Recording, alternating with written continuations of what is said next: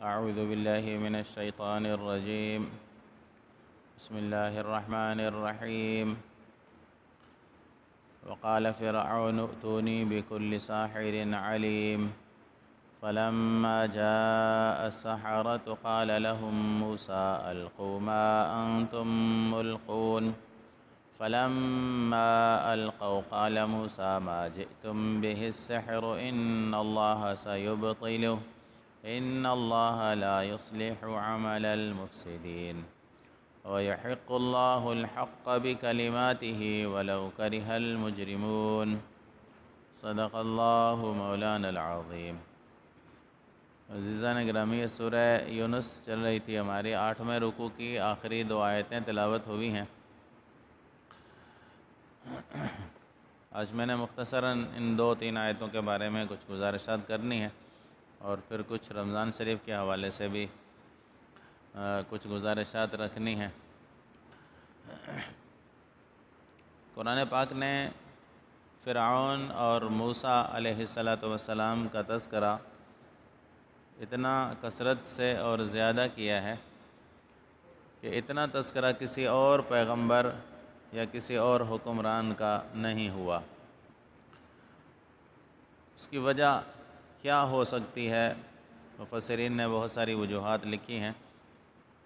ان میں سے ایک وجہ یہ بھی لکھی گئی ہے کہ فرعون بہت بڑا سرکش اور بڑا مکار اور منصوبہ ساز تھا.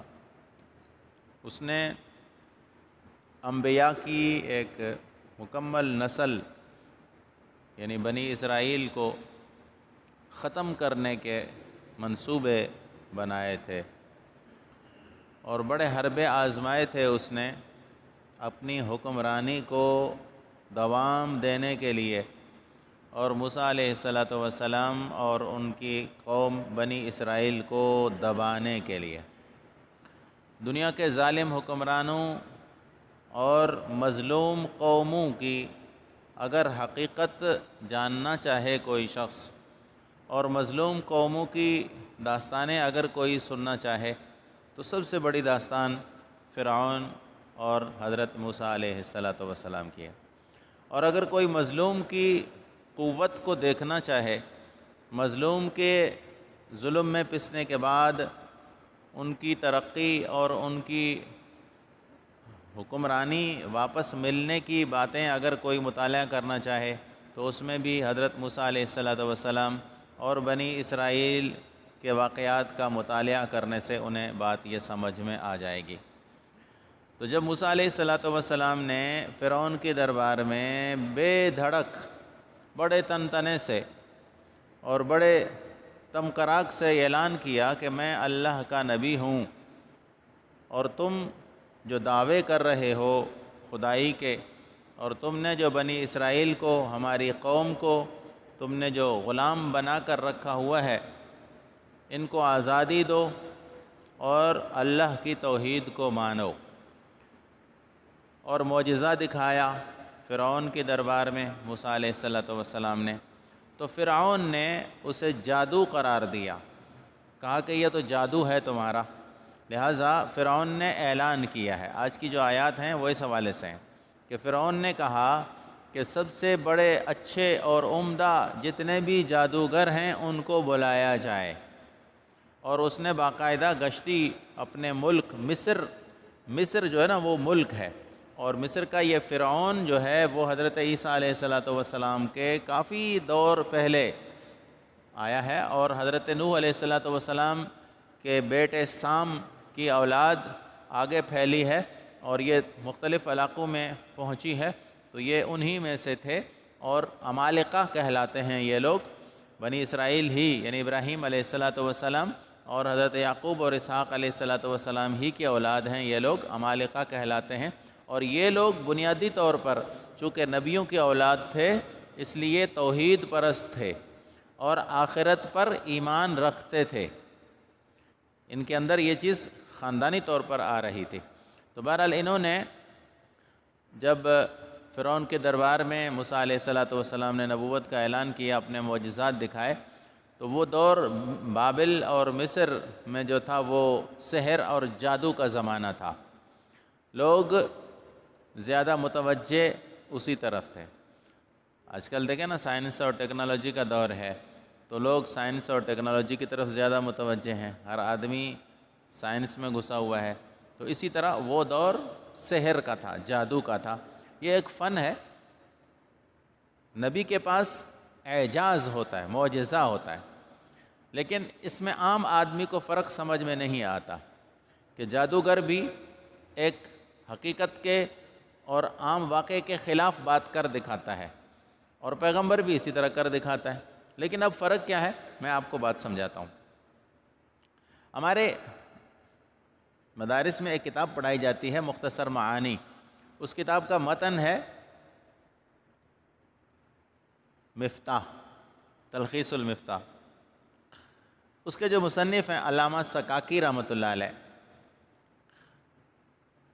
وہ بڑے علم اور فن کے ماہر تھے۔ انہوں نے ایک دفعہ بغداد میں بادشاہ کے ساتھ کوئی تو میں ہو گئی، تو ان کے قصے میں لکھا ہے کہ انہوں نے بغداد شہر کی نس بندی کر دی۔ بغداد شہر میں کسی گھر میں آگ نہیں جلتی تھی، لوگ پھونک پھونک کے تھک گئے، کسی گھر میں چولہا نہیں جلنے دیا انہوں نے 3 دن تک چولہا نہیں جلا۔ لوگ تھک گئے اور بادشاہ کے پاس گئے، تو بادشاہ کو لوگوں نے بتایا کہ یہ تو علامہ سکاکی کی شرارت ہے۔ تو انہوں نے پھر علامہ سکاکی کو بلایا اور کہا بھائی مہربانی کریں۔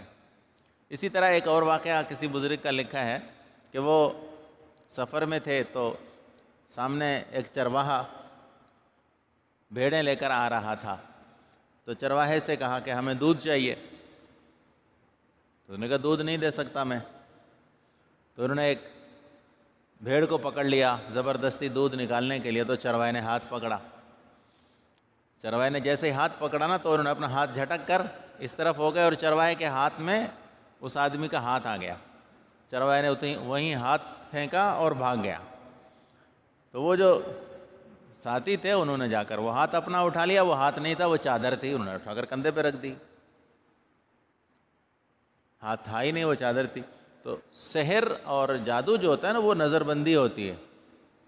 اور علامہ سکاکی نے ایک واقعہ اور بھی لکھا ہے کہ ہم کہیں سفر میں تھے، تو ایک یہودی نے ایک مینڈک پکڑا، اور مینڈک پکڑ کر شہر کے قریب لے آیا اور لوگوں کو جادو کر دیا، اور لوگوں کو یہ دیکھنے میں آیا کہ یہ سور کا بچہ ہے۔ یہودی شوق سے کھاتے ہیں خنزیر کو، تو انہوں نے کھڑے ہو کر وہیں سور بیچ دیا۔ لوگوں نے خرید لیا اس سے، وہ تھا مینڈک، لیکن لوگوں نے سمجھا کہ یہ خنزیر ہے، لے لیا، اور جب یہ شہر چھوڑ کر باہر چلے تو وہ مینڈک اپنی اصلی حالت پر آ گیا، مینڈک بن گیا۔ وہ لوگ پیچھے چلے پیروں کے نشان پر، اس آدمی کے پیچھے چل کر آئے، دیکھا کہ یہ لوگ کھڑے ہوئے جا رہے ہیں، تو ان کو آواز دی اور آ کر لڑنے لگ گئے۔ تو جس آدمی نے ان کو وہ مینڈک بیچا تھا، اس نے اپنے اوپر سحر ایسا کیا کہ اس کا دھڑ الگ ہو گیا اور سر الگ ہو گیا، زمین پر سر گر گیا۔ وہ جو آئے تھے لڑنے وہ تو اور پریشان ہو گئے، وہ واپس چلے گئے، اور تھوڑی دیر کے بعد انہوں نے اپنا سر دھڑ کے ساتھ جوڑ لیا، اور سر زمین پر رکھا ہوا باتیں بھی کر رہا تھا اور پوچھ رہا تھا کہ بتاؤ وہ ہیں کہ چلے گئے، بیٹھے ہوئے ہیں ابھی کھڑے ہوئے ہیں یا وہ لوگ چلے گئے۔ جب بتایا گیا کہ وہ جا چکے ہیں تو انہوں نے سر اپنا دھڑ کے ساتھ جوڑ دی۔ یہ جادو ہے، یہ سحر ہے، لیکن عام آدمی کو فرق سمجھ میں نہیں آتا۔ تو عام آدمی کے بارے میں قرآن پاک نے یہاں ایک قانون لکھا ہے۔ وہ قانون کیا ہے کہ جب موسیٰ علیہ السلام سے مقابلہ ہوا جادوگروں کا، تو موسیٰ علیہ السلام نے وہاں یہ اعلان کیا۔ یہ لمبی داستانیں ہیں، اس کے اندر پتہ نہیں کتنے اسباق ہمیں ملتے ہیں۔ کہتے ہیں جب مقابلے کا وقت آیا تو قرآن مجید نے اس مقابلے کے واقعے کے بارے میں الفاظ جو نقل کیے ہیں، ان میں سے ایک لفظ تو یہ ہے کہ موسیٰ علیہ السلام نے یہ کہا، قرآن پاک نے یہ کہا ہے کہ سحروا اعین الناس واسترهبهم وجاءوا بسحر عظیم، کہ لوگوں کی نظر بندی کر دی۔ ان لوگوں نے اپنی رسیاں اپنے ساتھ لائے تھے، انہوں نے رسیاں میدان میں چھوڑی تو یوں لگا جیسے سانپ چل رہے ہیں، سانپ چلتے ہوئے محسوس، لیکن موسیٰ علیہ السلام بالکل بے فکر کھڑے تھے، بلکہ پہلے ان کو اپنا داؤ آزمانے کی دعوت دی. انہوں نے کہا تھا کہ قالوا یا موسیٰ اما ان تلقی و اما ان نکون نحن الملقین، کہ پہلے تم اپنا داؤ استعمال کرتے ہو یا ہم. موسیٰ علیہ السلام نے فرمایا کہ ان کے انداز بات کرنے سے یہ سمجھ گئے کہ ان کی رائے یہ ہے کہ ہم پہلے اپنا داؤ استعمال کریں.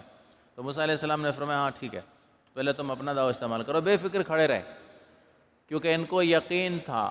پیغمبر کو اتنا یقین ہوتا ہے، ان کا دل اتنا مطمئن ہوتا ہے کہ انہیں کسی سے خوف نہیں آتا. موسیٰ علیہ السلام بالکل اطمینان سے کھڑے رہے.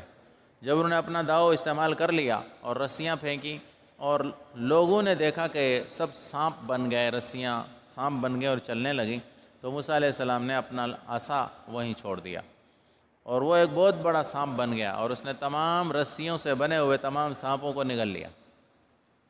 تب ساحروں اور جادوگروں کو بات سمجھ میں آئی کہ اس نے جو کر دکھایا یہ جادو نہیں ہے، ہم نے جو کیا تھا وہ سحر اور جادو تھا، اور اس نے جو کیا ہے وہ جادو نہیں ہے. وہ سمجھ گئے. فرق کیا ہے معجزے اور جادو میں؟ کہ جادو ٹکتا نہیں ہے، سحر ٹکتا نہیں ہے.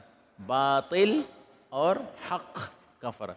حق کا معنی ہے جو چیز ٹک جائے، جو چیز ہلے نہیں، جس میں تزلزل اور لچک نہ ہو، اس کو حق بولتے ہیں. اور سحر، یہ جادو یا نظر بندی، یہ باطل ہیں. ان الباطل کان زہوقا، قرآن مجید کہتا ہے کہ باطل ٹھہرتا نہیں ہے، باطل میں ثبات نہیں ہوتا، دوام نہیں ہوتا. پیغمبر کے پاس سحر نہیں ہوتا، پیغمبر کے پاس اعجاز ہوتا ہے.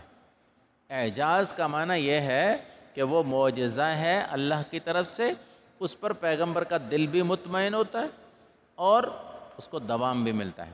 بہرحال یہاں جو بات آئی وہ اتنی ہے کہ موسیٰ علیہ السلام نے ان صاف الفاظ میں کہہ دیا کہ ما جئتم بہ سحر ان اللہ سیبطلہ، کہ تم جو داؤ آزما رہے ہو یہ سحر ہے اور ان اللہ سیبطلہ، اللہ اس کو اڑا دیں گے. پیغمبر کو اپنی بات، اللہ کی بات پر، اللہ کی طرف سے آئے ہوئے حکم پر اتنا اعتماد ہوتا ہے کہ اکیلے کھڑے ہیں. اور انہوں نے 10 سال 12 سال پہلے ایک آدمی کو تھپڑ مارا تھا جس کی وجہ سے وہ آدمی مر گیا تھا، اور موسیٰ علیہ السلام کو قتل کے الزام میں گرفتاری کے آرڈر جاری ہونے والے ہی تھے کہ موسیٰ علیہ السلام نے مصر چھوڑ کر مدین کی طرف سفر کیا اور 10 سال تک روپوش رہے. قتل کے الزام میں 10 سال ایک آدمی روپوش رہتا ہے اور پھر واپس آتا ہے اسی جگہ پر سینہ تان کر وقت کے حکمران کو چیلنج کرتا ہے کہ بنی اسرائیل کو آزادی دینی پڑے گی اور بنی اسرائیل کو چھوڑنا پڑے گا، تم اپنا کام جو کر رہے ہو یہ سارا کا سارا باطل اور غلط ہے. اعجاز میں اور سحر اور جادو میں یہی فرق ہے. البتہ آگے موسیٰ علیہ السلام کا واقعہ ابھی موجود ہے، انشاءاللہ اگلی مجلسوں میں آپ سے